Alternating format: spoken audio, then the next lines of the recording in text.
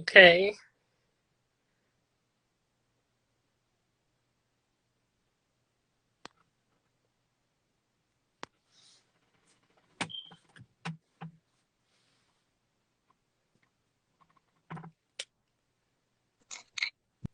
Hi. Hello. How are you? I'm doing good. I am so sorry about that. No worries. No worries. I was just trying to figure it out. I know I've done lives before, but never added anybody. So that's what I was trying to figure out and trying to navigate. Okay, it's fine. I don't know why. Mine isn't working. It just kept pushing me out, pushing me out, pushing me out. So, but this is great though. Okay. So it's so nice to finally see you face to face, and we've been Yes. sending messages. So this is great. How are you doing today? I'm great. And you? I am doing excellent. So, for everybody who's joining today, we are talking with the lovely Miss Tanya Talisha about her memoir, um, Thirsty Soul Confessions in Spirit and in Truth. I know it's backwards, y'all, just you can see. And we're just going to talk a little bit about her book and do a little interview. So, hope you guys enjoy. So, first off, Miss Tanya, Miss Talisha, could you please tell us just a little bit about your book? Well, Thirsty Soul Confession the Spirit of Truth.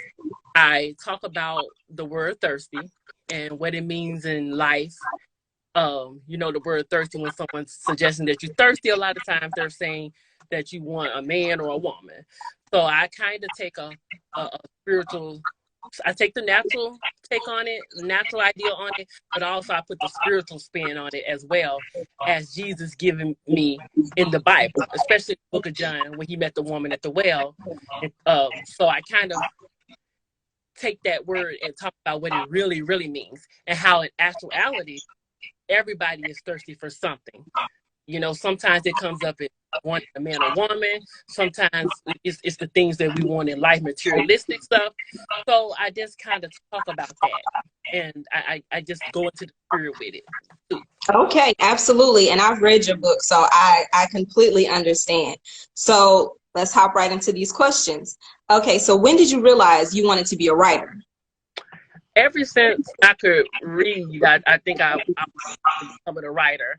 Um, I was a big fan of the Babysitters Club growing up and X-Men from the Marvel comics.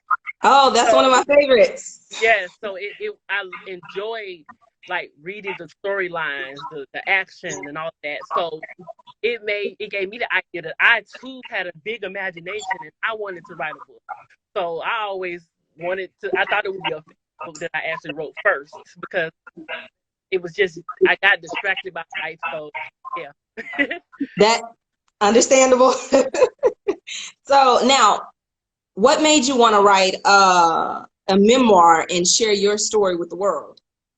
Well, like I said, that word thirsty and some of the experiences that I've been in, and someone referred to me as like, you being thirsty because of a guy that I was dealing with. So like I said, I didn't know that I was going to write a book about myself at first, but when that word thirsty hit me, it was like, I believe that it was the Holy Spirit from Jesus telling me, write about thirsty and tell about your own experiences and get down to the nitty gritty, the deep side of what thirsty is. And that's, like I said, my reference came from the book of John. So it ended up being a memoir about a little bit about my life. So yeah, Okay. it was inspired by the Holy Spirit.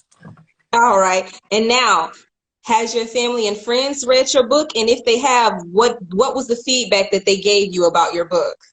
Well, I know a few of my friends have purchased the book. I had a couple of Facebook friends that let me know they did.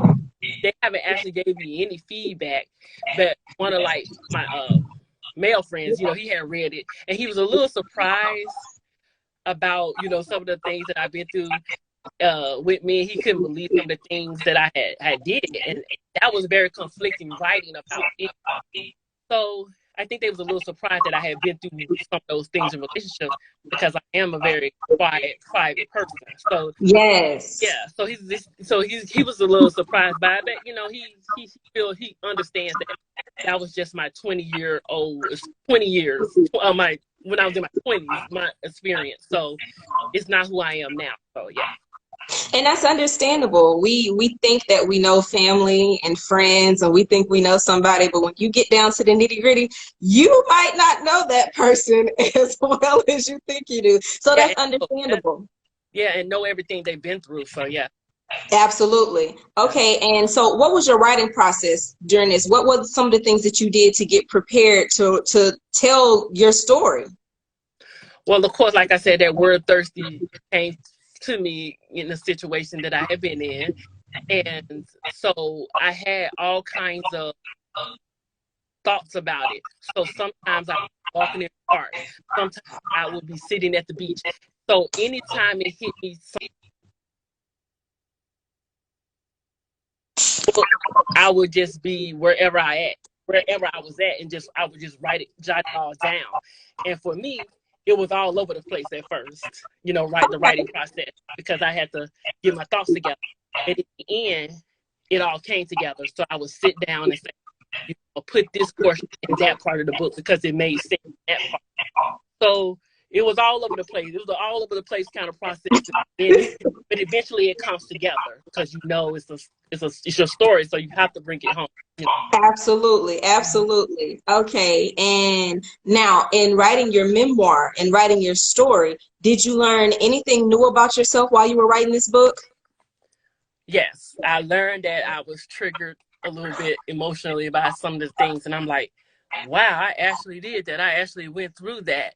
So it was, some parts were triggering. The writing process was a healing process. That's why they always say it's always good to write down how you're feeling.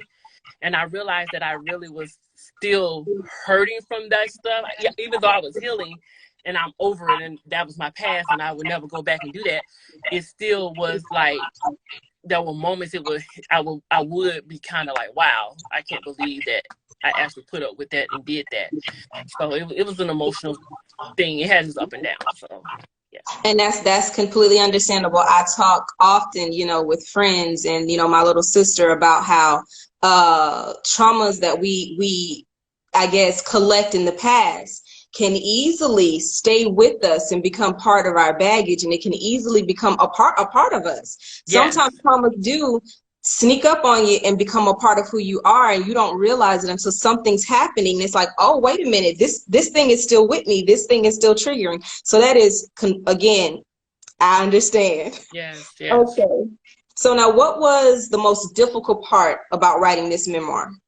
Writing the experiences in the relationships was very hard because I almost didn't even write that part. I almost wanted to leave it out because for me to get that detail, even though I didn't go into a whole lot of details, I told enough that you would kind of like, Yes, okay, you kept yeah, it very discreet, but you told enough to where I was like, oh wow, like yes, wow. yes, yes, and so writing about that was hard. Like I said, I wanted to keep it out and I had to pray about it. So I was like, but it was like, nobody can condemn you about this. This is your story. It was who you were then, but it's not who you are anymore. So I went Absolutely. on and put it in. I went on and put it in. I said, I'm gonna step out on faith and go ahead and put it in there because it's part of the story and it's to show other women that, hey, I did that. I went through that, but that's not who I am. That's not my story. That was just something I went through. And then maybe there's a deeper reason why I went through that. So yeah. Absolutely. It's Yeah. so many times, I think, especially for us as women, I think so many times broken relationships can make you feel like you're the problem, like Mm-hmm. you did something wrong. And so yeah, I love that you shared those experience. And another thing I love too is that as I was reading your writing, you forgave yourself Mm. for a lot of the things that You have to. happened. Yeah. And I was just like, wow, this is like, okay. Like, even though you were telling about your experiences, your traumas, you were telling about, and I mean, like things that most people would not want to share. Yes. And even through it all, I could sense through your writing the forgiving myself for what I've done Yes. and the mistakes that I've made. I love that. I loved it. Yeah. And that's what made it easy to put out there, is that I have forgiven myself and constantly on a daily basis forgiving myself when your past try to creep up on you and your thoughts are like you're not worthy or whatever you're feeling that moment. You realize that it's okay. You are forgiving, and you have to forgive yourself, because a lot of times we talk about forgiveness, but the big thing about forgiveness that we forget is forgiving ourselves. So yeah. Absolutely, absolutely. Okay, and now, how much time did you spend writing your memoir? Well, I got the idea in 2019. So being like kind of distracted by life, procrastinating, I had to break through that, and also making sure that there was a story I wanted to talk about. It took, of course, 2 years to finally publish it. So yeah, it's here. Okay. Yeah. And now, when you were writing the personal parts of your book, the parts that, at first you didn't want to quite share, what did you do to get into that mental, emotional space where you were stable enough to give those parts of yourself to the world? I had to pray. That's all. I'm always going to go to that, pray. And I just had to realize, I read the book of John, and I realized that this story needed to be, it needed to get out there. So I had, like I said, I had to do a lot of praying, and I read the book of John about the woman at the well and everything. And she too had similar experiences. And if you're able to take what I've been through, what the woman at the well went through, and even what other women go through, you, without judgment, you can understand that everybody has searched for love or whatever they're searching for. They have been here, and really no one should condemn no one and judge anybody. So definitely prayer Absolutely. and reading the word, especially that book of John, helped me get through that process, right? Absolutely. Okay. And now, are there any other genres that you want to explore in writing? Fantasy, sci-fi, thrillers? Is there any other genres that you want to write? Yes, most definitely. Like I said, fiction. And from the fiction, I would like to do romance. I would like to do some sci-fi, some Okay. thriller. I'm a person that reads a little bit of everything. I'm like Yes, that with most things. With even the people I talk to, the books I read, the music I listen to, I just like a lot of variety. So yeah, I would definitely like to do fiction, do mysteries. I love mysteries. Some sci-fi, romance, and some drama. I'm here for it. Okay. Yeah, yeah. I'm here for it. And I'm Okay. working on them. I'm working on them as we speak. I got several ideas now, several book Okay. ideas.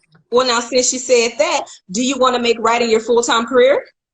I think that's most authors, dream. I would Yes. definitely like to, because Yes. that's my element, writing. So yeah. I'm here for it. I'm here for it. Now, when I read your story and, I was going through it and everything, and the very first thing that popped into my head was, I said, this is something that a lot of young ladies, us older women, I think we have been through it.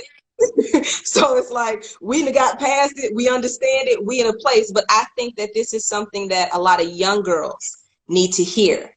And I Mhm. think it's something that a lot of young girls need to read, but a lot of people don't read. Would you ever consider taking your story and doing motivational speaking? Of course, I've actually done that. I had the opportunity to do that twice this summer. One of my followers, her page is called Good Girl Chronicles. She has like a storytelling. She has different storytellers, people who talk about their recovery from depression and things. So I was able to do that at my first couple of times of speaking. I was nervous, and I would like to further do it. I would like to have events where I can actually, or even go to speak at schools or maybe Yes, jails. So I would definitely like to further my speaking to the young people and women, just women, all women that have been through it, but especially the young women, because if you can learn from somebody else, that's always good, and what not to do. So yeah. I say it so often. I try to tell my little sister about some of my experiences, and I say it so often. If I don't tell you what I went through and you go through it and I watch you and you mess up, I feel like I had that opportunity to tell you, and I had that opportunity to teach you, and I didn't. So when I read your story, I was definitely like, okay, more young girls need to read this. More young girls need to hear her story, to know that You're going to go through some hard times, and Yes. you're going to have some moments where everything ain't going to be right, but it's okay because you're going to make it through it. So Yes. I love that. I love that. And you also have to, like I said, a lot of the things I've been through as a growing up and being kind of rejected and bullied made Yeah. me like that. And if they could learn early, you know, learn that early, that to accept themselves, they won't fall into those situations. So, Yes. hopefully they could learn, like I said, from our experiences. Absolutely. And I love also too that not only did you speak about your adulthood traumas, you also spoke about those childhood traumas too, and how those childhood traumas led to decisions that you made as an adult. Because I say it often, childhood traumas, if left unchecked, will most definitely turn into adulthood traumas. And I love that you took a moment to, you dedicated a whole chapter to To reflect your on that. childhood. Yes, reflect on Hmm. your childhood traumas and how those childhood traumas turned into those adulthood traumas that led you to the decisions that you made. I love that. Yes, yes. All right, so now where can your readers purchase your books? It's on Amazon as a paperback or ebook, or you can purchase directly from me. So yeah, that's the main platform at the moment, Amazon. So yeah. Look, we here for it all. Okay, Yeah. that's awesome. Yes. All right, and what are some of your social media accounts, and how can your readers interact with you? I have the She's Thirsty _ LLC. Then I have a YouTube under the same name, She's Thirsty _ LLC. I Awesome. I got her motivation, inspiration. I even kind of did a little. Me and my friend, we did like a little web series to kind of talk about the thirsty situations in reality that women face every day. We were working on that, and so Okay. yeah. And then of course there's my Facebook, Tanya Talisha. Okay, all right. And Hmm. now, anybody in the comment sections, do you have a question for Miss Tanya Talisha before we end this live? Hmm. I am so happy that I got to do this with you. Your book Yes. is great. It's amazing. Again, it is called Thirsty Soul Confessions in Spirit and in Truth by Miss Tanya Talisha. And I'm glad that I was able to read it. I'm glad that Yes. I was able to experience this, because this book, you don't read this book, ladies, you experience it, okay? Yes, yes. Thank Yes, you. Thank you. And I thank you for this opportunity to interview and share my book with the world. I appreciate you yes. so much. I really do. I'm really glad you enjoyed the book. Absolutely. Oh yes, absolutely. Look, I'm here for anything women empowering, Yes. anything that boosts us up. Yes. I'm here for it. I'm here to give that helping hand. I'm here to say, hey, what do you need from me? Because if I can help, I'm gonna help. And I love it. And I love your book. And Thank you. Thank you. I hope to see more from you in the future. Yes. And if there aren't any questions, you guys, I think we're gonna end it there. Yes. Any questions, or you can just hit me up on my social medias. I'm available all time to answer questions. So yeah. Absolutely. Oh, all Yes. right. It was so nice meeting you. This Nice interview meeting was you. amazing. You have an amazing book. You guys, go get it. Go get Yes. it. Yes. And hopefully we get to work together again in the future. Okay. I think someone has a question. Look like it. Oh, it says, what was the best thing about releasing your memoir? To finally be able to publish a book after all these years. And I wish I had done it sooner, but timing is everything. It was all up to God. So it's a good feeling to just tell your story and people to read it. Just being an author, being able to Absolutely. say I'm a published author. Thank you, Jesus. Yes, absolutely. We love to Yes, hear it. yes. Well, all right, man. Okay, but thank you again. I appreciate you. Absolutely. And again, like I say, I hope we get to work together again in the future. Anything you Yes, need, you got me. yes, Hit me up. yes. I got you. I appreciate that too. All right. And thank you. All right, you're welcome. See ya. See you.